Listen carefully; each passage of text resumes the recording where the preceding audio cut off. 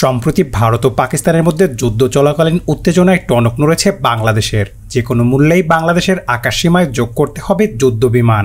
ভারতের সীমান্ত এলাকায় রাফায়েল যুদ্ধ বিমান মোতায়েন, সামরিক মহড়া, পাকিস্তান ভারতের যুদ্ধ এবং হুমকি পাল্টা হুমকিতে গোটা দক্ষিণ এশিয়া নিরাপত্তা পরিস্থিতি অস্থিতিশীল হয়ে উঠেছে।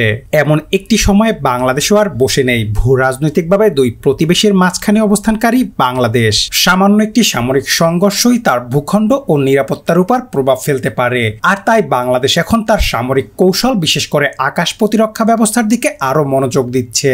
এখন আর সময় নেই হাত গুটিয়ে বসে থাকার। সময় এসেছে আকাশসীমায় আধুনিক যুদ্ধ বিমান মোতায়েনের।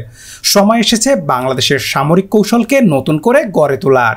আজকের ভিডিওতে আমরা জানবো কেন এই মুহূর্তে বাংলাদেশ যুদ্ধ বিমান সংগ্রহে এতটা আগ্রহী হয়ে উঠেছে, কি আছে ভারতের রাফায়েলের বিপরীতে বাংলাদেশের পরিকল্পনায়, আর চীনা F-17 থান্ডার কিংবা Z-10C কি পারবে আকাশ প্রতিরক্ষায় গেম চেঞ্জার হয়ে উঠতে।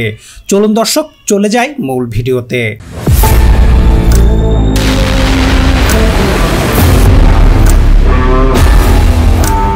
বর্তমান বিশ্বের যে কোনো সামরিক শক্তির মেরুদণ্ড বলা যায় যুদ্ধ বিমানকে। যুদ্ধের সময় শত্রুর অবস্থান চিহ্নিত করা, প্রথম আঘাত হানা, বিমান হামলা প্রতিহত করা কিংবা যুদ্ধক্ষেত্রে দ্রুত সাড়া দেওয়ার ক্ষেত্রে যুদ্ধ বিমানই সবচেয়ে গুরুত্বপূর্ণ অস্ত্র। শুধু তাই নয়, যুদ্ধ বিমান হলো আধুনিক যুদ্ধের গতি নির্ধারক। যেসব দেশের আধুনিক ও কার্যকর যুদ্ধ বিমান রয়েছে তারা শুধু প্রতিরক্ষাই নয়, বরং কূটনৈতিক আলোচনায় শক্ত অবস্থানে থাকে। বাংলাদেশ এই বাস্তবতা উপলব্ধি করেই এখন যুদ্ধ বিমান সংগ্রহ ও আধুনিকায়নের পথে এগোচ্ছে। বাংলাদেশের আকাশ প্রতিরক্ষা ব্যবস্থাকে সম্পূর্ণ কার্যকর ও আধুনিক করতে হলে কেবল কয়েকটি যুদ্ধ বিমান কেনাই যথেষ্ট নয়। এটি একটি বহু স্তরভিত্তিক কৌশলগত ও প্রযুক্তি নির্ভর নিরাপত্তা কাঠামো, যার জন্য প্রয়োজন একটি সুসমন্বিত ও দীর্ঘমেয়াদী বিনিয়োগ পরিকল্পনা।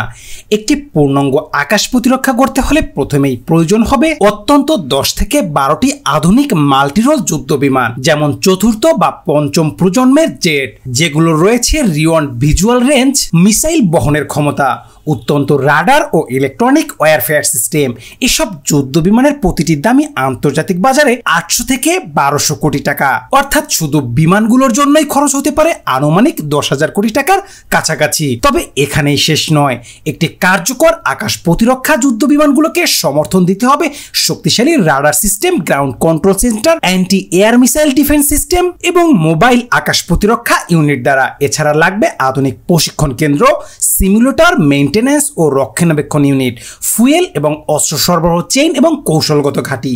এসব সহায়ক পরিকাঠামো নির্মাণে এবং পরিচালনায় খরচ হবে আরও 8 থেকে 10,000 কোটি টাকা। ফলে সামগ্রিকভাবে একটি পূর্ণাঙ্গ আত্মনির্ভরশীল আকাশ প্রতিরক্ষা ব্যবস্থা গড়তে প্রাথমিকভাবে 15,000 কোটি টাকার উপর ব্যয় হতে পারে, যা সময়ের সঙ্গে আরও বাড়বে। বর্তমানে বাংলাদেশের আকাশ প্রতিরক্ষার হালচাল বিশ্লেষণ করলে একটি বিষয় স্পষ্ট হয়ে ওঠে। আমাদের দেশ কার্যকর যুদ্ধ বিমানের চরম সংকটে ভুগছে। রাশিয়া থেকে 1990-এর দশকে কেনা MiG-29 ফাইটার জেটগুলো ইতিমধ্যে প্রযুক্তিগতভাবে পুরনো হয়ে পড়ছে। কিছু সংস্কার এবং সীমিত আপগ্রেড করলেও এগুলোর সক্ষমতা এখন আর আধুনিক যুদ্ধক্ষেত্রে প্রতিযোগিতার উপযোগী নয়। চীনা উৎপাদিত F-7 যুদ্ধ বিমানগুলো মূলত প্রশিক্ষণ ও হালকা যুদ্ধ মিশনের জন্য উপযোগী, পূর্ণাঙ্গ মাল্টিরোল যুদ্ধের জন্য নয়। এই বাস্তবতায় বাংলাদেশ এক ধরনের কৌশলগত ঝুঁকির মধ্যে রয়েছে, যেখানে আকাশসীমার নিরাপত্তা কেবল প্রতীকী রয়ে গেছে। এই সংকটপূর্ণ পরিস্থিতি বিবেচনায় নিয়ে বাংলাদেশ সরকার আগামী বাজেটে একটি বড় অঙ্ক, প্রায় 3 থেকে 4,000 কোটি টাকা শুধু যুদ্ধ বিমান কেনার জন্য বরাদ্দ দেওয়ার পরিকল্পনা করেছে। এটি হবে প্রতিরক্ষা বাজেটের ইতিহাসে একটি গুরুত্বপূর্ণ ধাপ, যেখানে সামরিক ব্যয় নয় বরং কৌশলগত নিরাপত্তা ও আধুনিকায়নকে অগ্রাধিকার দেওয়া হচ্ছে। শুধুমাত্র যুদ্ধ বিমানই নয়, এই বাজেটের মধ্যে পুরো আকাশ প্রতিরক্ষা ব্যবস্থাকে পুনর্গঠন করার একটি সুযোগ সৃষ্টি হয়েছে। আন্তর্জাতিক প্রতিযোগিতামূলক বাজারে পড়বে মনোনিবেশ করে সঠিক যুদ্ধ বিমান নির্বাচন এবং তা বাস্তবায়নের প্রক্রিয়ায় স্বচ্ছতা ও কৌশলগত চিন্তা অপরিহার্য। বর্তমানে বাংলাদেশ যেসব যুদ্ধ বিমান বিবেচনা করছে তার মধ্যে সবচেয়ে আলোচিত হল চীনা পাকিস্তান যৌথ উন্নয়নকৃত JF-17 থান্ডার যুদ্ধ বিমান। এটি একটি মাল্টিরোল ফাইটার জেট, যার ব্লক 2 ও ব্লক 3 সংস্করণে আধুনিক রাডার, রিয়ন ভিজুয়াল রেঞ্জ (VVR), মিসাইল প্রযুক্তি এবং ইলেকট্রনিক ওয়ারফেয়ার সিস্টেম যুক্ত রয়েছে। কম খরচে আধুনিক প্রযুক্তি সমন্বয়ের কারণে এটি তুলনামূলকভাবে বাংলাদেশের মতো উন্নয়নশীল দেশের জন্য একটি আদর্শনীয় পছন্দ। এছাড়া JF-7 এর রক্ষণাবেক্ষণের ব্যয় কম, খুচরা যন্ত্রাংশ সহজলভ্য এবং প্রশিক্ষণ প্রক্রিয়াও তুলনামূলকভাবে সহজ। JF-17 ছাড়াও বাংলাদেশ Z-10C বা FTC-2000G নামক চীনা মাল্টিরোল লাইট ফাইটার বিমানকেও বিবেচনা করছে, যা মূলত হালকা আকারের হলেও প্রযুক্তিগত দিক থেকে বেশ উন্নত।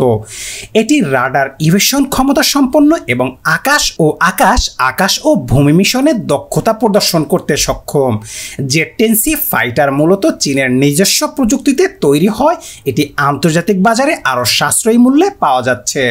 বাংলাদেশের জন্য এটি হতে পারে একটি মাঝারি স্তরের প্রতিরক্ষা শক্তি বাড়ানোর পদক্ষেপ, যেখানে কৌশলগত প্রয়োজন ও অর্থনৈতিক সীমাবদ্ধতার ভারসাম্য বজায় রাখা সম্ভব।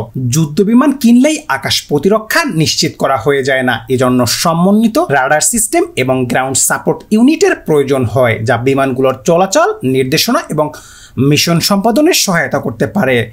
বাংলাদেশ সরকার তাই নতুন রাডার আপগ্রেড এবং আধুনিক গ্রাউন্ড সাপোর্ট ইউনিট নির্মাণের পরিকল্পনাও গ্রহণ করেছে। এসব ইউনিটে থাকবে mobile control centre, communication system, অস্ত্র সরবরাহ ও জ্বালানি সংরক্ষণের মতো একাধিক ব্যবস্থা। এটি হবে একটি পূর্ণাঙ্গ নেটওয়ার্ক, যা যুদ্ধ বিমানকে কেবল শত্রু শনাক্ত নয়, বরং তাৎক্ষণিক প্রতিক্রিয়ায় সক্ষম করবে। আধুনিক যুদ্ধ বিমান কিনলেই দক্ষ পাইলট না থাকলে সেগুলোকে কার্যকারিতা সীমিত হয়ে পড়ে। এই সমস্যার সমাধানে বাংলাদেশ এখন পাইলটদের আন্তর্জাতিক প্রশিক্ষণ দেওয়ার পরিকল্পনা গ্রহণ করেছে।